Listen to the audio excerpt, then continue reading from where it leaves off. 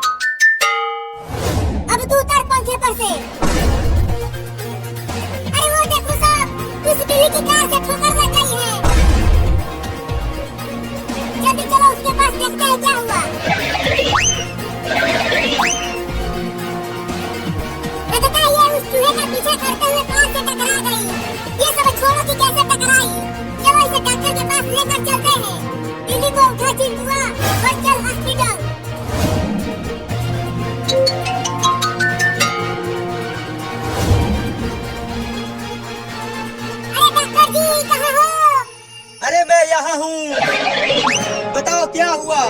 ये देखो डॉक्टर, इस बिल्ली को कार से ठोकर लग गई है, जल्दी इसका इलाज करो। अरे ये तो बेहोश है, रुको इंजेक्शन लगाकर होश में लाता हूँ। अरे ये तो ठीक हो गई। नहीं ये अभी ठीक नहीं हुई है। ये हमारी बदकिस्मती है कि हमने बहुत से बैरूनी और जहल सकाफत असरात को कबूल करते हुए खुद उम्मत इस्लामिया के अंदर वो तकसीम पैदा कर ली है जिनमें बुनियाद इस्लाम में नहीं है।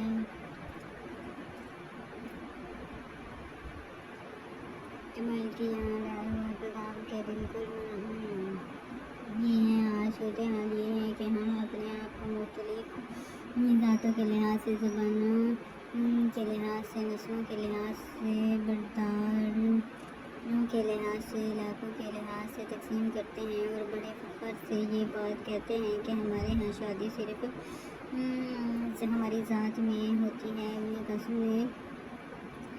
बाबल इस्लाम के ज़रिए जिस रवायात को यहाँ पर कायम किया वो रवायात वही थी जिसको मदीना मनव्वरा और मक्का मुकर्रमा में रसूल अल्लाह सल्लल्लाहु अलैहि वसल्लम ने दीन इस्लाम के बुनियादी असूलों की रोशनी में हमें समझाया था। दीन इस्लाम में इनकलाबी तौर पर साथ खून और माशी जदाददारी को ख़त्म करने के बाद मसावत इंसानी का दर्ज दिया था। इब्न कासिम के दौर में कोई तफरीक ना ज़ात की बुनियाद पर की गई, ना ज़बान की बुनियाद पर की गई, ना नस्ल की बुनियाद पर की गई, ना पैसे की बुनियाद पर की गई, ना तमाम तफरीक़ात को दूर करते हुए एक ऐसे मुर्शे की बुनियाद रख दी गई जो इस्लाम के आलमगीर आदिलाना असूलों का नुमाया हो। यौम बाबुल इस्लाम की अहमियत इसी बिना पर है कि इस तारीख़ी वाक़या ने सिंध के नस्लों इंसानों अंदर राह रवायात से आज़ाद कर दिया। ये दिन हमें याद दिलाता है कि सिंध में हमारी तहज़ीबी और सकाफ़ती जड़ें किसी सरज़मीन में मौजूद हैं। सिंध में बाबुल इस्लाम की मिसाल ऐसी ही है जैसे मिस्र में अमर बिन आज़ी की फतह असर के बाद वहाँ ये तारीख़ का एक रोशन और दौर शुरू हुआ और माजी की तारीख़ें जिन ही अजूत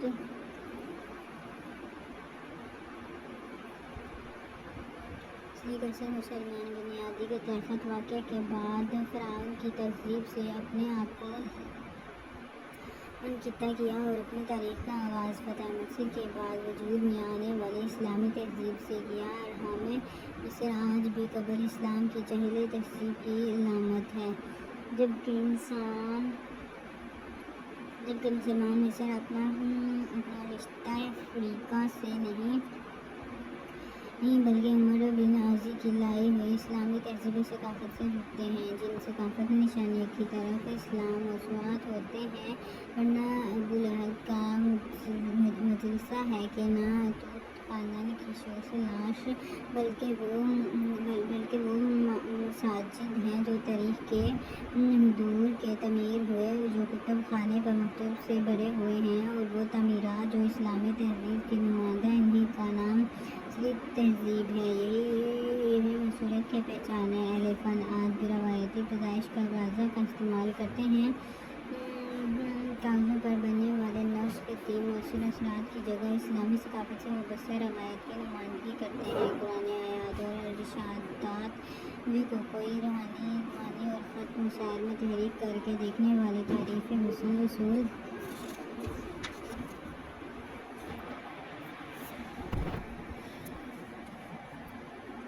کرتے ہیں۔ اگر غور کیا جائے تو یوں باب الاسلام دراصل ایک نئی ثقافت، ایک نئی تہذیب، ایک نئے رجحان کے آغاز کی علامت ہے۔ یہ محض باہر سے آئے ہوئے ایک فرد کی فتح کی داستان نہیں ہے، کیونکہ یہ فتح جس بنا پر ہوئی وہ کوئی استحالی حملہ نہ تھا، بلکہ یہاں پر حقوق انسانی جس کو صدیوں سے پامال کیا گیا تھا، یہ ان کی بحالی کے لیے ایک جرأت مندانہ حرکات پسند انسانی اقدامات تھا۔ یہ ایک لغزش کا اقدام تھا جس کے ذریعے ان افراد کو نہ صرف جبراً قدیم کر دیے گئے تھے، بلکہ ان افراد کو جن کے دل دماغ کو غلام بنا دیا گیا تھا اور جن پر انسانی اور پتھر کے بتوں کو بطور حکومت حاکم مسلط کر دیا گیا تھا۔ 10 رمضان مبارک کو ابن قاسم کی سند میں کامیابی کے اثرات کہاں کہاں تک پہنچے، تفصیلات میں جائے بغیر ہم اختصار سے صرف یہی کر سکتے ہیں کہ یوم باب اسلام نہ صرف برصغیر عالم عملی اسلام کے لیے بھی ایک اہم تاریخی سنگ میل کی حیثیت رکھتا ہے۔ یہی جس نظام کی بنیاد رکھی گئی، اس کی پہچان عدل و روایات، تحمل، حاکمیت، اہلی اور معاشرتی فلاح تھی۔ اس نظام میں انسان کے بلند ہونے کی بنیاد نہ دولت تھی، نہ اس کی نسل، بلکہ اس کا علم و تحفظ و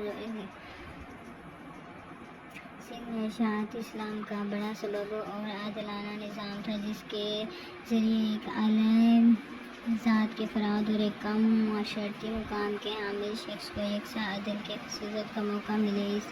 اسلام نے جس روایات کا مذہب کیا اور دینی جہاد اور سند نے بغیر کسی مزاحمت کے اس نئے نظام کا استقبال کیا۔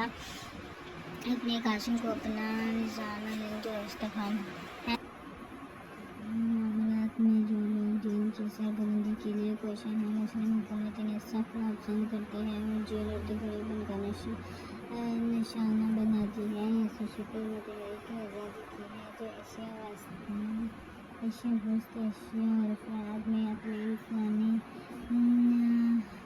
حقائق کے تحفظ کے لیے دنیا میں گر گئی۔ نئے قاسم کی ضرورت ہے جو افسر لسانی قومیت، قبائل، بتوں اور اسلامی دشمن تصورات کی جگہ اس روایت کو تازہ کرے جو تقریباً 1000 سال قبل اس خطے کی پہچان بن گئی تھی۔ یہ بنیاد بالانفرجنیا بن ابی قاسم ثالث کی اس روایت سے ابھرے گا۔ اللہ تعالیٰ کی یہ سنت ہے کہ وہ جب ایک قوم اپنے آپ کو بدلنا چاہتی ہو تو اسے ہدایت رہنمائی دیتا ہے تاکہ حق غالب آ جائے اور باطل فنا ہو جائے۔ بے شک گویا باطل فنا ہونے ہی کے لیے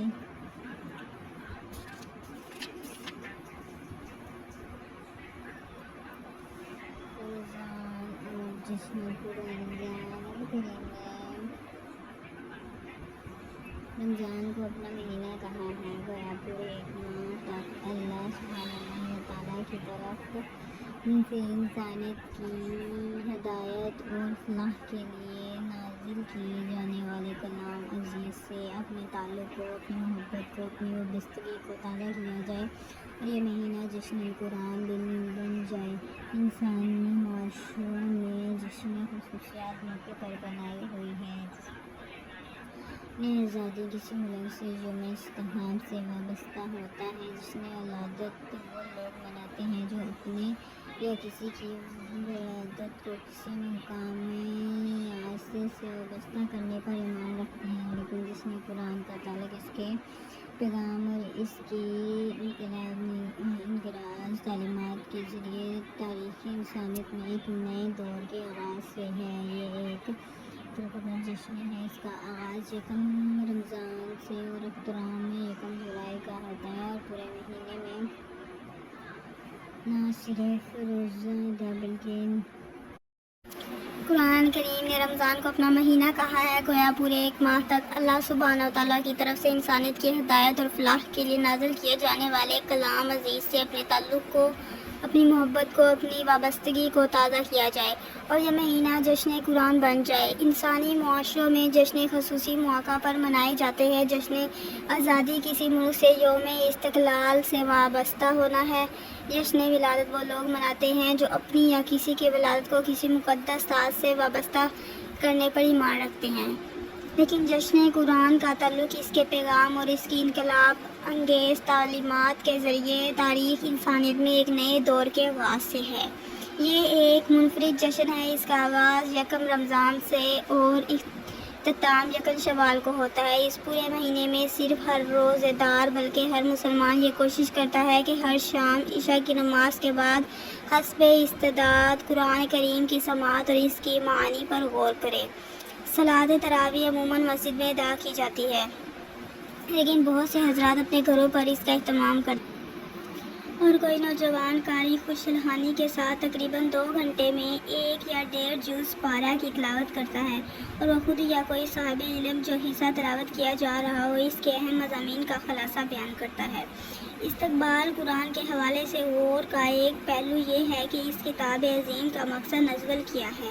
کیا اس کا مقصد بھی دوسری مقدس کتابوں کی طرح خاص مواقع پر برکت کے لیے پڑھا جانا، یا بدارواہ کو بھگانے یا کسی کام کے آغاز کے وقت برکت کے لیے اس کی تلاوت کا کیا جانا اس کا مقصد ہے، یا یہ ایک ایسی کتاب ہدایت ہے جو دنیا کے تمام انسانوں کو صراط مستقیم اور نجات سے آگاہ کرنے اور زندگی گزارنے کے صحیح طریقہ کی تعلیم کے لیے نازل کی گئی ہے؟ قرآن کریم خود اپنے بارے میں کہتا ہے کہ وہ تمام انسانیت کے لیے ہدایت ہے، یعنی تمام انسانیت کے لیے اخلاقی لائحہ عمل ہے۔ یہ انسانوں کو آگاہ کرتا ہے کہ وہ کس طرح زندگی سے تضادات کو دور کر کے اپنے رب کی بندگی اختیار کرے اور کس طرح اپنے فرائض و واجبات ادا کرے۔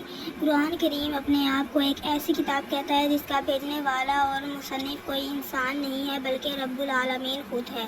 اللہ کا یہ کلام اس کے برگزیدہ فرشتے جبرائیل علیہ السلام کے ذریعے تاریخ کے مختلف ادوار میں اس کے انبیاء پر